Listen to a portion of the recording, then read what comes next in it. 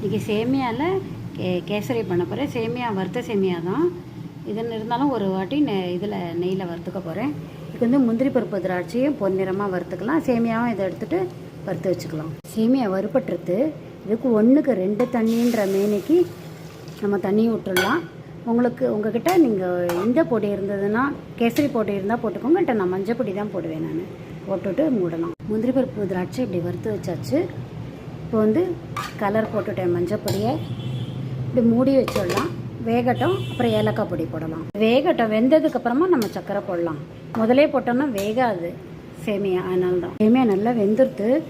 ஒரு ஸ்பூன் ஏலக்காய் பொடி போட்டு இன்னும் ஒரு ஸ்பூன் போட்டுட்டு நெய்யும் 4-5 ஸ்பூன் விட்டேன். முந்திரி பருப்பு திராட்சை கொஞ்சம் போட்டிருக்கேன். பாதி அப்புறமா பாதி போடலாம். எடுத்து வச்ச சர்க்கரையை போட்டுடலாம். கலரிட்டு மூடிட்டு அப்புறம் 5 நிமிஷத்தில் ஆகிடும். 4-5 ஸ்பூன் நெய் விட்டேன். ஏலக்காய் பொடியும் தேவையானது போட்டாச்சு. மூடி வச்சுடலாம். 2 நிமிஷத்தில் ரெடி.